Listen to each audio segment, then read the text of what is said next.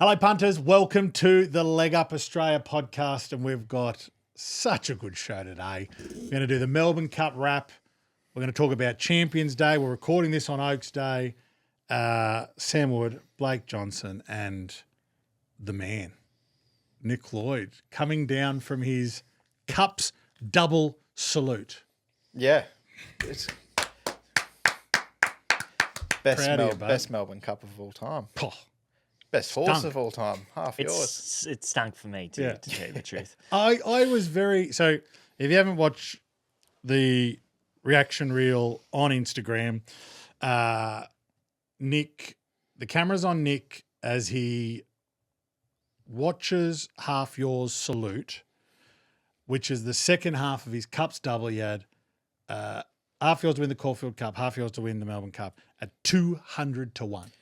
Yeah, right after he won the Naturalism back on 20th of September. Yeah. So it was sort of like, he was always a horse that was kind of on my radar for the Cups because he was that progressive, on the up stayer, had that Queensland Carnival preparation, which has been a bit of a formula the last few years. Yeah. And he was sort of too far down the order to be backing him with any confidence in the Cups. But it was sort of like, if he wins the Naturalism and he's a $2.10 favourite to do that, then he's in the Caulfield Cup, and he'll probably be one of the favourites in the Caulfield Cup. And then if he wins the Caulfield Cup, he's in the Melbourne Cup, and he'll be one of the favourites in the Melbourne Cup. Did he say any of this stuff outside of his head, like to you? And said, "Oh, Yeah, Blake, he let's did. say-" I reckon. What day was this? I reckon I potentially alluded you to the fact that there was 200 to 1 in the Possibly. the double. I, can't I think remember we that were time. sitting there He's trying to claim This it is now. fucking- Yeah, I don't know. because the news broke.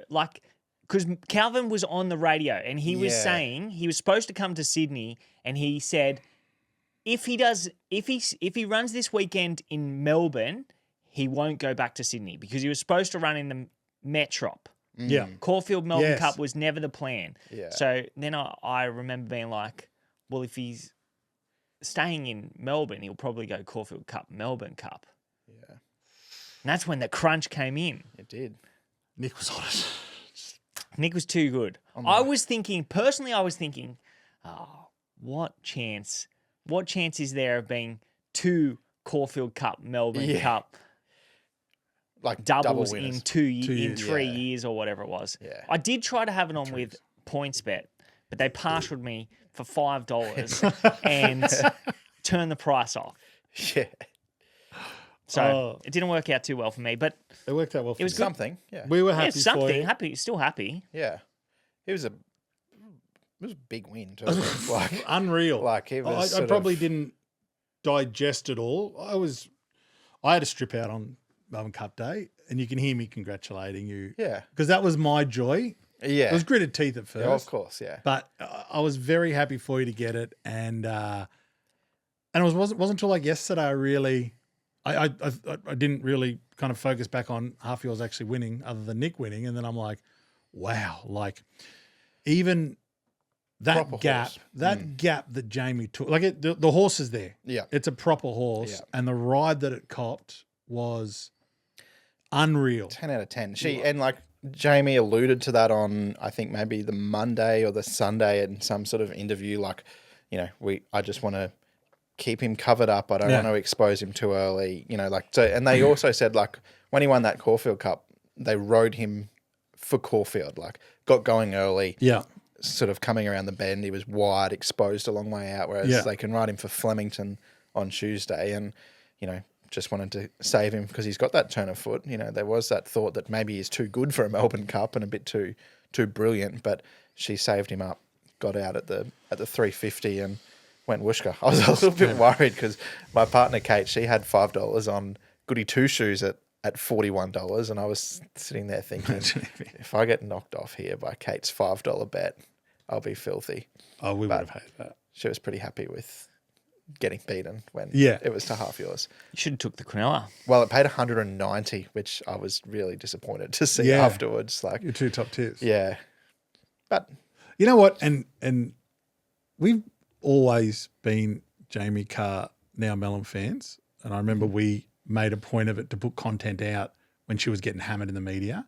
And that journey and to also have the fall that she had where she was in a coma for like 6 days, less than 2.5 years ago, to now be, you know, the Melbourne Cup winning jockey, the Caulfield Cup, Melbourne Cup. Like, So was she the first female jockey to win a Caulfield Cup as well? I think she was, wasn't she? she's the first for the double. I know She's that. definitely Yeah. the first for the double. But I reckon. I think she's the first to win. I I reckon think she was she the would've first to been. win the Caulfield Cup. Yeah, It's, that makes sense. The story's half getting lost. It'll come back, like, because I remember Yeah. like Michelle Payne being the first and things like that, and 101 shot. But that was just that ride and the gut. She's got some fucking ticker. Yeah. Yeah. There wouldn't have been many potentials before her, really. Michelle No. Payne didn't. Like Lisa Crop or someone like that got a Yeah. Kiwi to win it or something like that. I'm not sure, but I wouldn't think so. I think Yeah, Jamie true. was the first. Yeah. At the end of the day, it was great for Jamie, great for Half Yours, great for Nick Lloyd, but there's a lot of And like Tony and Calvin McEvoy, I don't think much has been made about that, like as father-son training duo. Tony's now, well, he's already a Hall of Famer, but now he's won a Cox Plate Caulfield Cup and a Melbourne Cup as well. Like, wow. Okay, you know, that sort of, and I think they were saying, there was something I saw, like, so Calvin McEvoy is like best mates with Sam Friedman. And so Calvin gets married end of the month or early next month. And so Sam Friedman's one of his best men, and Dave Eustace. So Dave's obviously won the Cups as well. Sam's did the Cups double without a fight. I think there's a few others that are sort of assistant trainers with fuck, what a Kieran groom's Maher. party. Yeah, Wow. like, and There'd so be some good stories floating around. yeah, That Bucks party. I reckon. Coin at the Bucks too. yeah. But that was sort of like Calvin was sort of saying, you know, like Sam's my best mate, and he always sort of had the wood over me Got it now. with that. But he goes, bring him back down, like we're on the same level now. Like, Imagine the gifts you'd expect when there's that kind of money around. yeah, be nice. How Well, do the you money get, being how spent do you at get the involved Bucks. in that? But yeah, so like I think that's sort of like that story as well of the father-son duo to do the Cups double. I don't think that's sort of been spoken about. you're Like right. Tony's a like sort of a unsung hero of the sport. I think like for years he's been around. So yeah, just a great story. A lot of stories are coming out of the Cup, and obviously you can instantly start looking towards next year's Cup. Like that's the beauty about the Melbourne Cup. And I'll say this: we constantly have that conversation about Everest, Melbourne Cup, and the lead up and things like that. And this is exciting. That there is nothing like it. There is nothing like it, and I'm wanting to spend more time and more attention on the Melbourne Cup, because when that day does roll around, I think because it's the Tuesday and that, and we're looking at racing all the time, I feel like, man, I didn't get enough of it. It's like when Christmas is over. It's like, fuck, that's done for the year now. It came around too fast for me this year. Yeah. I'm not sure. It always seems to come around too fast, but we've got a year. We've got a year, and we've got a concept that we're kicking off. So we're going to be doing a series where we are looking at the Melbourne Cup for 2026 now.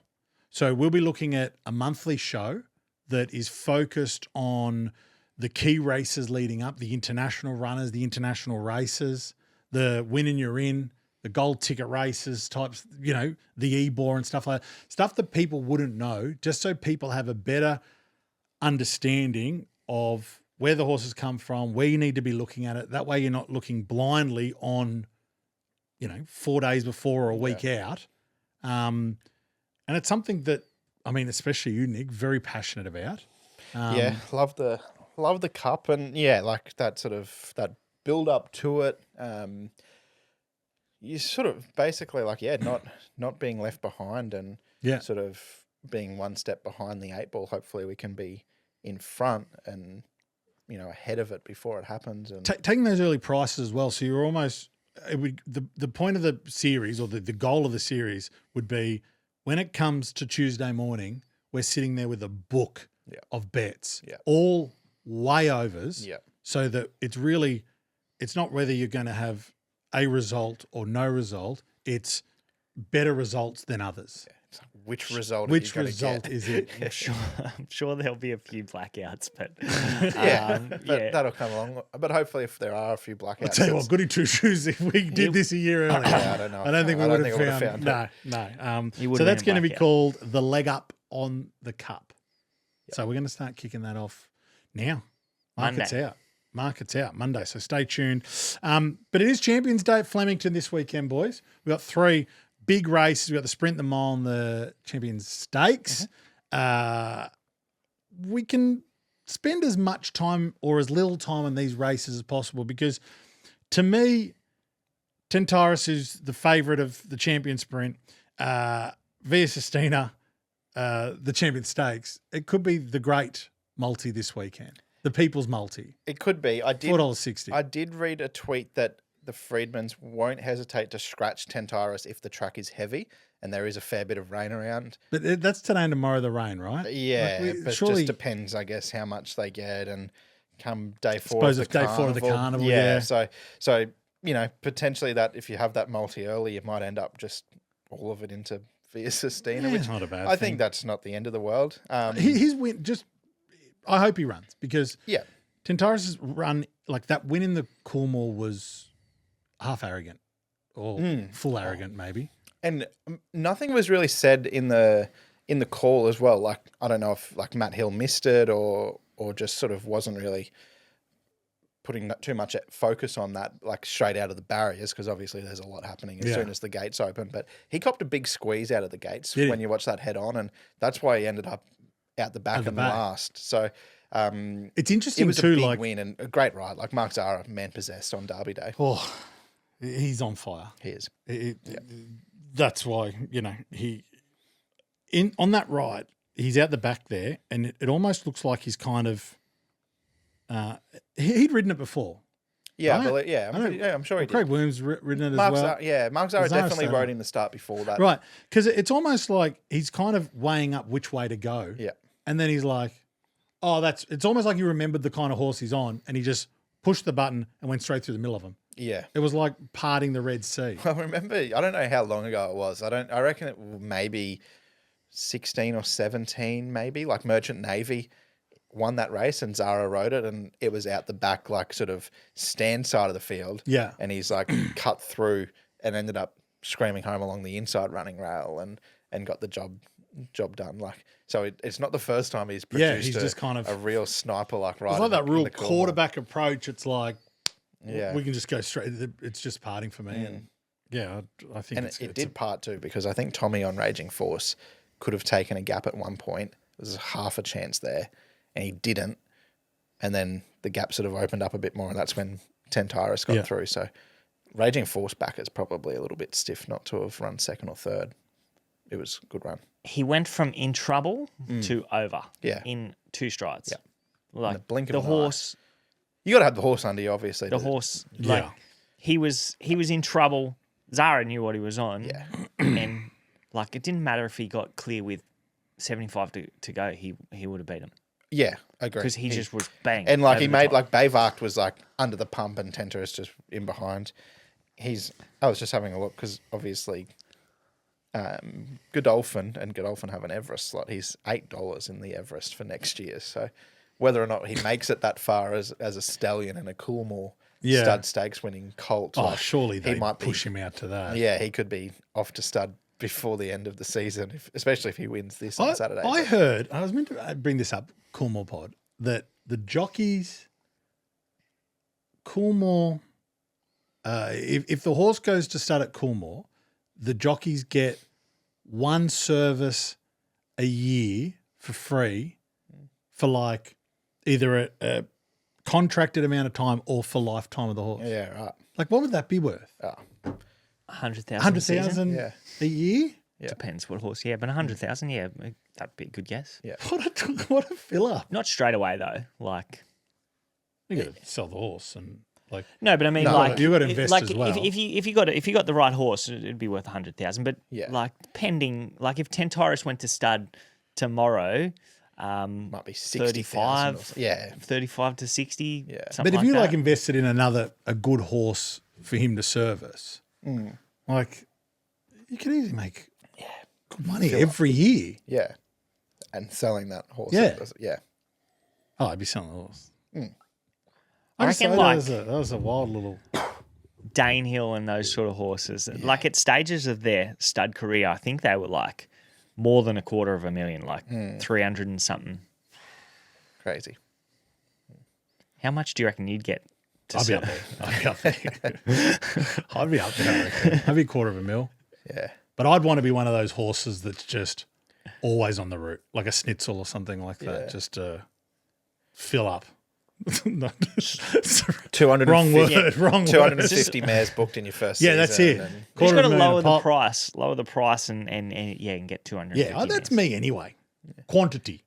Not exactly quality, quantity. As opposed to the sire of half yours, St. Jean. Yeah. He had serviced 10 mares last season at 3,300 a pop.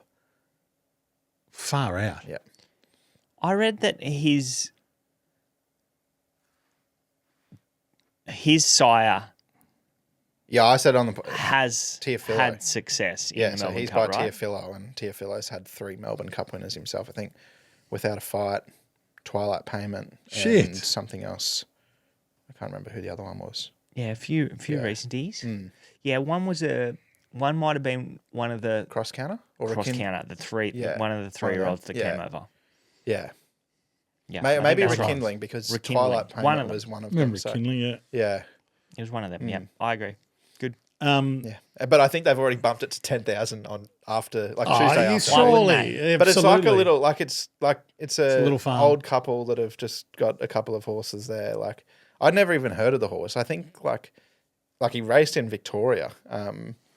He wore like the purple and yellow that like go over the jumps all the time. Like you see those silks at like Warrnambool, yeah. and like that a list of the horses that he's sort of sired, and I'd never heard of any of them other than half yours. Like it Wow. was pretty cool. Yeah, well, I'd be bumping that Yeah. up too. This Champion Sprint is a good race. It's a real up and comers kind of race, isn't it? Like we were sort of saying back in the office, like there's only really, I think there might be 3 Group 1 winners in it. No, maybe a few more. Like Magic Time's a Group 1 winner. Yeah, Jolie Star, Giga Kick, Tentaris, Magic Time, Yep. Tentaris. That might be the 4, but like there's a few really nice horses that are sort of Cabalas currently- on the quick backup Yeah. is a bit of interest because that was a good win. It was, yeah. He potentially could be one to sort of take that next step. Like he's always shown a bit of ability. I think he might have. He came out first up at Scone, bolted in, and then bled. And so, like, I guess they've probably had that in the back of his mind. One more bleed and he's done. But Yeah. it was impressive the other day.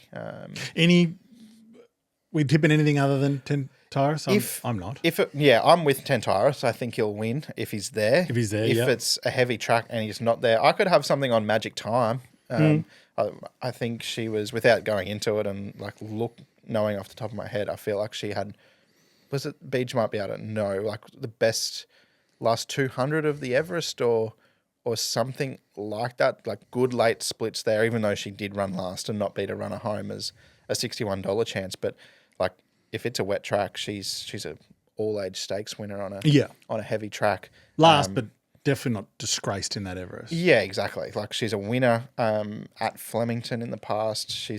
A couple of runs down the straight, not been disgraced either. So I could entertain her at $18 if the favourite's not there. But if he is there, I want to be with him. Yeah. Bet you, BJ. She's definitely the best wet tracker Yeah. Magic in the Time. race. Yeah, you were close. 9th best last 200 of the Everest. Was it But it was okay. It wasn't Was bad. there a better four? Like,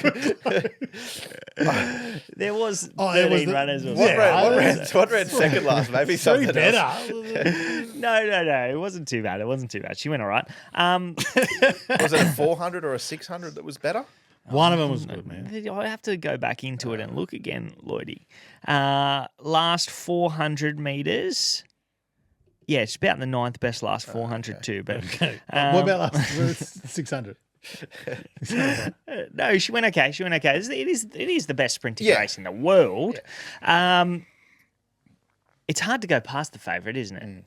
He's a very good horse. Yeah. And he clearly went to a new level last start. As I said before, the seas opened for him, but he was good enough to take advantage of it, and he let down like a really good horse. Whether or not he has that electric turn of foot on rain-affected ground, not sure. Lloydy's already said that he's potentially not going to be there. So if he reproduces what he did 7 days ago, he just wins. But there are a couple of question marks whether or not he can do that on the 7-day backup and whether or not he can reproduce it on rain-affected ground. Jolly Star's good enough. Her first up win was outstanding, and then she was a little bit below her best in the Everest.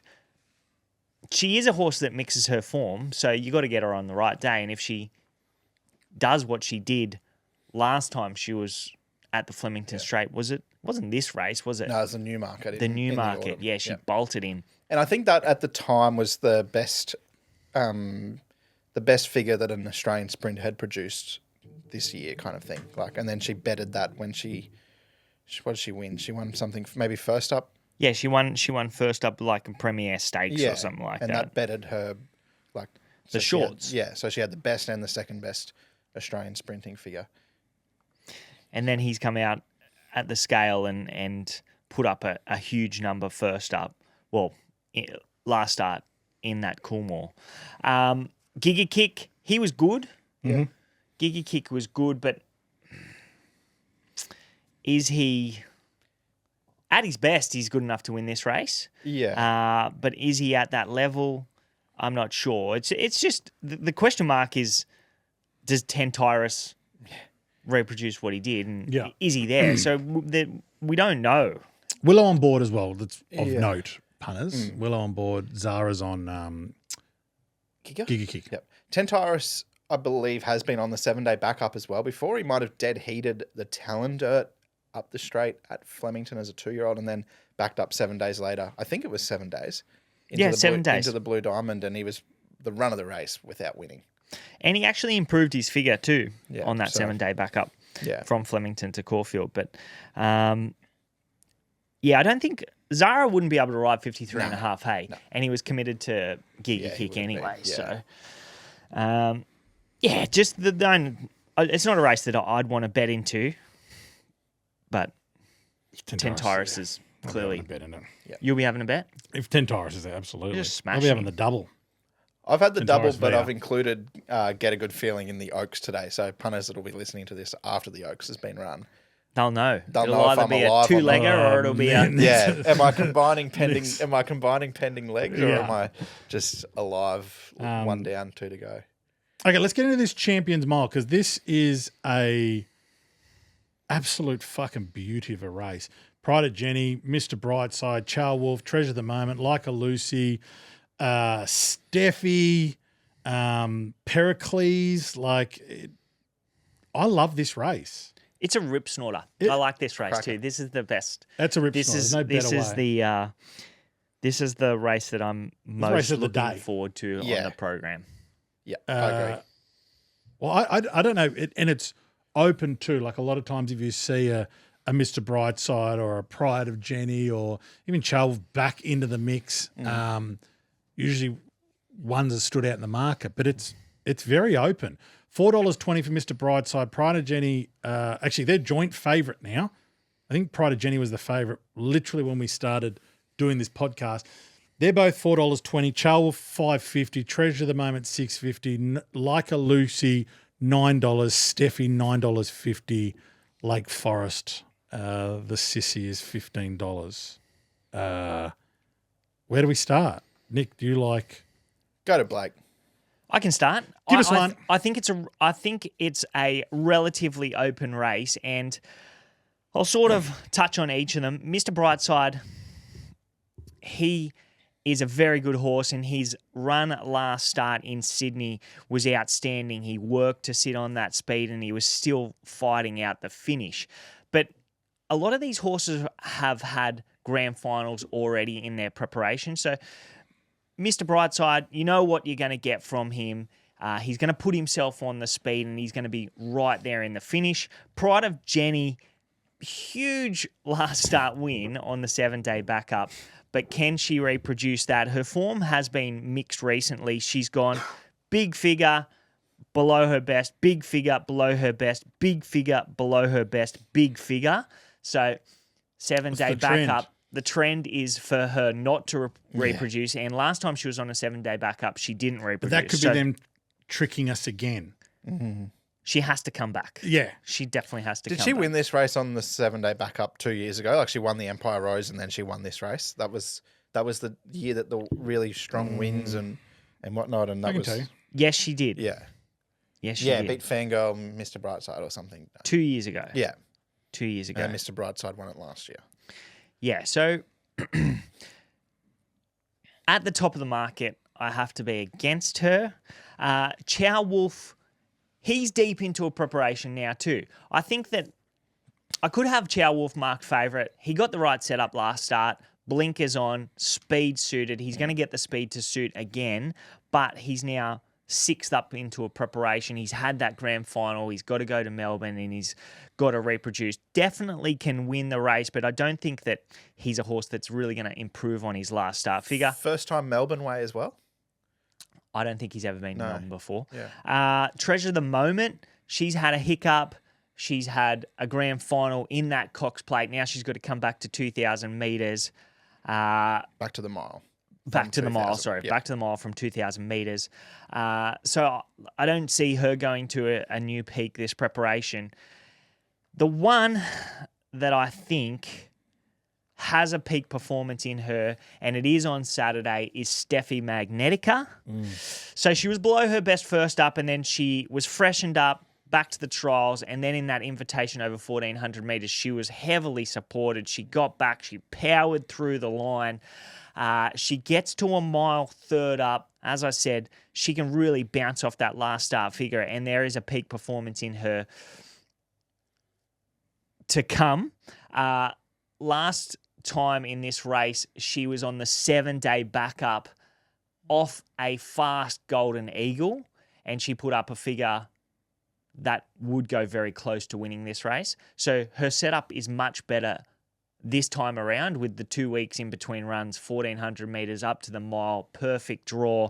Mr. Brightside won that race as well. So it all ties in nicely for her. I just think she's really building to something. You go back to her Queen of the Turf run last preparation, she probably should have beat Fangirl. She didn't have the best of luck there. She really charged through the line. Fangirl would probably be half her price in a race like this. So I think at around that $9.50, $10, she's great value. And if you compare her to another horse in the race that's sort of around that price, $9.50 Like a Lucy, who's the better mare? Like a Lucy or Steffi Magnetica. It's a no-brainer. Steffi Magnetica is definitely the better mare, and she's the one that I want to be with. Like a Lucy would have been an absolute put-in, take-out job if they went to the Matriarch on Saturday, up to 2,000 metres against She's a Hustler and See What I See. Well, I'm glad she's not there. She's not, yeah, bet in the race. You've got a bet in the race. But, yeah, I thought she would have gone that way. I can't see her winning this. I'm with you, Beach. I like Steffi. She's a Stradbroke winner. But She's two-time Group 1 winner. two-time Group 1 winner now. She's won a Doncaster as well. So she's won. She should have won a Golden Eagle. Yep. She should have won the Queen of the Turf. Yep. So she could be a 4-time Group 1 winner. Yeah. Serious horse. She's a serious horse. She is. I used to pot her before I got on her back in the Stradbroke when she was coming off great horse. Orange and Hildo flies back from Flemington today. Oh, so not staying down there. No, well, Okay, so that's an omen. down there, and he's got to be at Yeah, so right. But yeah, no. All give the it reasons, lobs, he won't be there. Yeah, well, all the reasons that BJ sort of pointed out with Steffi, I thought she was very good in this race 12 months ago. She's now a 5-year-old, more seasoned mare. Loved the way she won the invitation last start. She just went crunch right over the top. Big win. She can definitely bounce. Yeah, third up mile, Flemington. Wet track, no issues either, I don't believe. No, it won't be for her. No way. You look through, have a quick look at the race. She's the only horse that it's grand final day for. Yeah. Yep. Mr. Brightside's had his. Jenny, she's had hers last start. Chow Wolf. Treasure of the Moment is I'm not saying that it wasn't grand final last time in that Cox Plate, but I guess for her, and I expected that she'd be in the paddock by now after that hiccup and then get to a Cox Plate. But so I'm surprised that she's here. But I guess in the sense that she had that setback, probably missed a bit of work, had 2 slowly run races and then went really good in that Cox Plate. Maybe she's one that there is a little bit more in her. Potentially there is. Potentially there is, but that's the only reason I can see them going back to the well is that she has come on with that Cox Plate run. So I'm a big fan of her. I want to keep her safe, but it's not ideal. It's in terms of grand finals and whatnot. Grand final day was 2 weeks ago for her. So this is the World Club Challenge for her now after she's yeah. If they missed the Cox Plate with her and came straight to this race, you'd be very wary. Yeah. And not that she can't win the race. Yeah. She can definitely win the race, but I do think that was the grand final. Yeah, for sure. And I guess that's always been the case with this race. Even when it was on Derby Day, those horses that used to back up into what was the McKinnon back then, it's kind of they've had their grand final. The Cox Plate is always grand final day. I don't care what anyone says. It's the grand final, and this is sort of there's $3 million there, so we may as well have another run. But how much time you want to spend on Champion Stakes, boys? No, very little. Very little. Because I think Via Sistina, and by the sounds of it, listening to Chris Waller, she's come on from her Cox Plate win. So while we were just talking about every horse having grand finals, I heard that too. No doubt that was her grand final, but by the sounds of it, off those couple of slowly run races before the Cox Plate, she's improved off that, which is scary because there's no Buckaroo, there's no Treasure of the Moment, there's no Mr. Brightside, there's no Aliana sort of here for her. She's got to beat a couple of B-graders. I'm not sure where the competition. No, there is a really interesting runner here, and I've mentioned this horse to Beej a few times in the office, but Zambardo for the Mick Price and Michael Kent Jr. camp. Now, he's a 78 rater, so if he were to win the Champion Stakes at weight for age, I would fall off my chair. But keep him in your back pocket, punters, because this is a horse that's now had 5 Australian runs. He's only had 7 starts in his career. He had 2 in New Zealand. He was an absolute tragedy beaten in his Australian debut at Sandown back in August. He was heavily backed that day, $9 into $4.80 late. Got out when it was all over. The winner was off and gone, and then he just surged and just missed. Then they took him for a kill in maiden company at Pakenham on the synthetic on a Monday. He was kept 3 wide. The horse that had his back got to him, got past him, and then he's kicked back and won with his ears pricked and only narrow margin. And then he's gone bang, bang, bang. So now he's won 4 in a row. Yes, benchmark races benchmark 78, 66, 62. So this is a huge step up, but very aggressive placement from the stable suggests to me that they think he's up to it, and probably let's find out how good he is before the autumn. But he's one that can really go to the next level, I think, in the autumn and be a nice horse. Can we get him into Caulfield Cup and Melbourne Cup markets for next year? Potentially. That could be his kind 400 to 1. He's 2,000. That's 2,000 metres at start 7. So well, we might be stretching him. Yeah. Jamie's on it. Yeah, Jamie. Get him Just write them all Get him through. in. I'll get him in. I'll get him in before this podcast goes live. Yeah, leading up to the cup. How depressing would it be? You got $10 into $4.80 and he should have pissed in, and then you got to take $1.28 at the next start. Oh, well, I took the $10 in his Australian debut, and then I black booked him, and I was like, this is immoral wherever they go. Saw him there. And then what's he gone? $1.28, $2.70, $1.85, $2.10. Yeah. There's Via Sistina. Yes, Cox Plate was her grand final last start, but she won this race last year.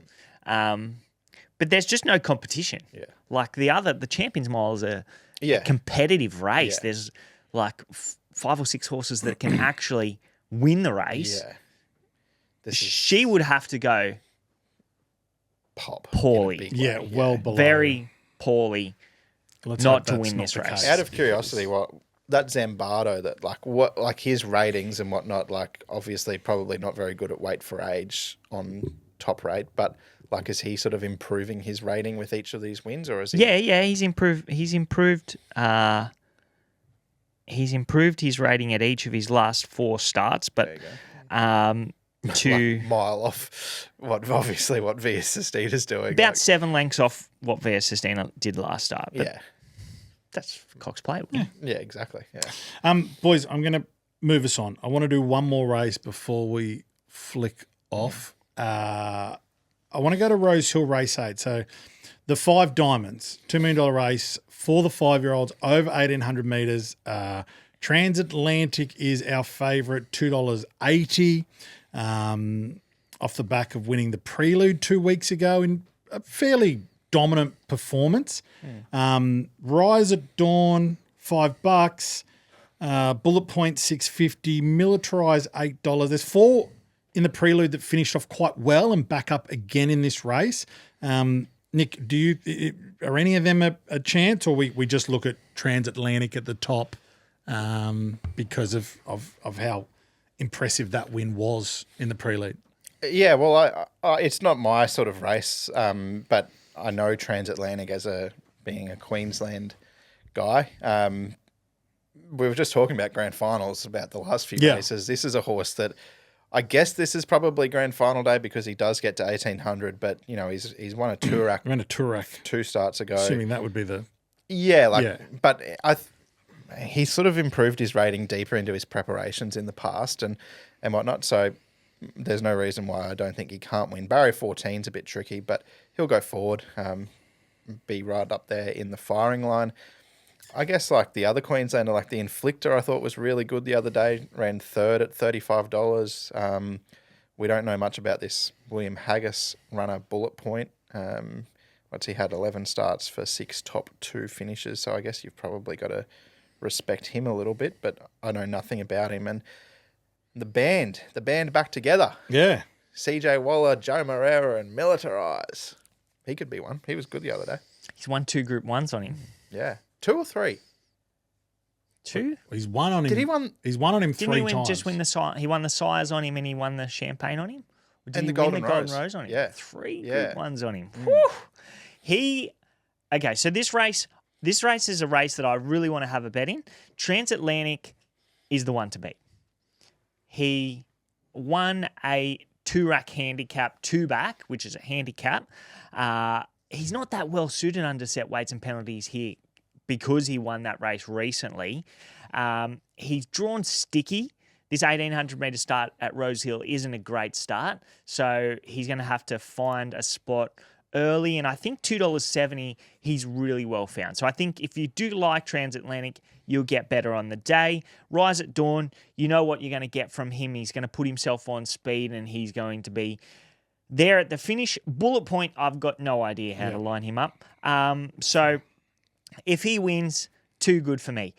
Militarise, this is the one. He's a 3-time Group 1 winner. Because they were so long ago, under set weights and penalties, he comes in with 56 kilos on his back. So he's got to carry 3 kilos less than weight for age. His last 2 have been at weight for age, so he's carried 59 kilos. He's chased Lindemann home at his last 2 back. He had the race shape against best last 800 metres of the race, and then last start, he's got back. He had the race shape to suit, but his work through the line was really good. Second best last 800 metres of the race. So he's flying. He's going as well as Chris can get him to go. And I think this is his peak performance. He's going to go back from that wide draw. Moreira back on. He's going to get the tempo to suit. And with 56 kilos on his back, I think he can get to the outside and he can blouse him. Yeah. I'm pretty keen. I think I like $8 is that. a great price about him. I like it when we hit a race and you go, here's one I'm keen to have a bet in. I like this race. Just I the do juices like this race. flowing. And those horses that are really well suited in a set weights and penalties race like this where, and no fault of his own that they were so long ago and between runs, like he was retired, but he wasn't he was a bit of a St. Jean at the start, a bit of a dud. Right. And they go, and let's get him back in work. And He was more of a dud than St. Jean. yeah. I wonder if he did sire any. I don't know. 2 or 1? Maybe Maybe not. Maybe that Two was away. that was was good old horse, Kementari. Kementari. Yeah. So I'm not sure if he's got any horses on the ground, but like if you have a look at him, like if you're just going off ratings, his last start rating is a length better than Transatlantic's. Yeah, right. Like at the weight scale. And his previous rating, when he did have the race shape against behind Lindemann, is only a quarter of length off Transatlantics. So Right. it all ties in, and $8, it's just a bet. Yeah. No doubt. Beautiful. That's it, boys. That's it. We need to get going because Oaks Day is about to kick off, and It is, yeah. And we've got other things to do. But I'm very much looking forward to this weekend, the last day of the Melbourne Cup week. It'd be sad to see it go. Yeah. But also, Be back in no time. what do We'll we be got next? counting down Magic Millions. We will Magic be. Million. What's the week after? We got CF4 next weekend. Oh, it doesn't stop. No. We've got the Hunter. We They're got all to happening. go west too. The Northerly and all that Yeah, bullshit, that's don't all we? happening. Yeah, and we've Group got one's the over there. They count. Champions Day in Hong Kong. Is that what it's called? That's in Yeah, that's November, middle yeah. of December, isn't it? Or December. Yeah, I think it's December. Last year, everyone from racing media got the fucking call up last year to go. Yeah, so if you're listening, HKJC. I'm sitting by the phone like a cheap date. Thank you, gentlemen. See you, punters. Good luck this weekend, punters. Enjoy it. Talk to you soon. imagine what you could be buying instead. For free and confidential support, call the number on the screen or visit the website.